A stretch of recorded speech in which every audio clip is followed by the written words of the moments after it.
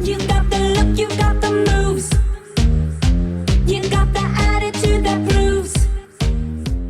My mom loves to come and visit, obviously, because I've got all the grandchildren for her. And Ruth was here because we were just catching up on our book that we're co-writing together. It was actually quite helpful for my mom to be there to give a little bit of an insight to Stacey growing up, and of course how I met my husband and the big wedding.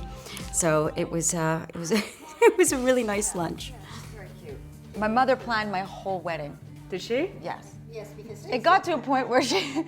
And you trusted your mother to do that? Yeah, except it got to a point where it was like, what color do you want the, you know? And I'd be like, I just didn't. Right. I was so not like I wasn't. Where were you? Where were you working at the time? I think at Lifetime. Yeah, I was at Lifetime TV, and I was busy, and I was not really connected to it. I was actually more a guest at my wedding than I was the bride. You actually weren't like a proper bridezilla then? No, not at all. I let my mother do everything. To be honest with you, I don't love planning parties or big events for me.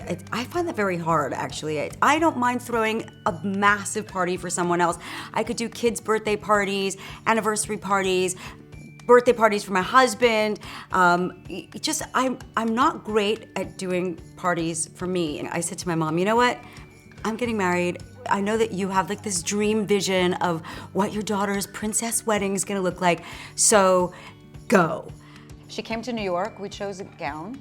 Yes. We went to down in New York. Did you go to Kleinfeld? Went to Kleinfeld. It was a very Friends moment. It was like we went to Kleinfeld, and you know we're like grabbing things off the racks, and I mean I'd done everything. We went to the Vera Wang shop, and like we'd done the whole mom and.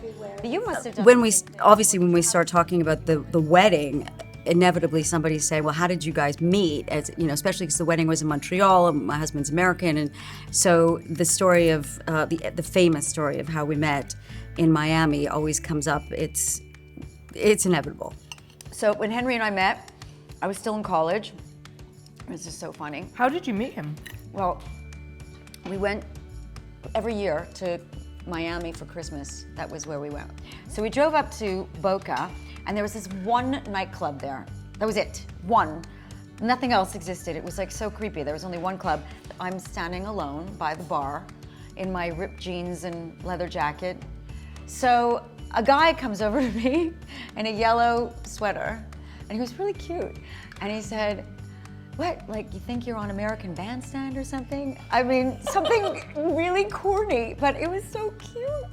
And I said, well, yeah, I'm with my friends, but they're off doing whatever. And so we started dancing and talking, and his name was Henry. And I went to the bathroom about an hour or so later, and I called my mother from the payphone, because this is before we had cell phones, right? This is back in the 80s. Yeah.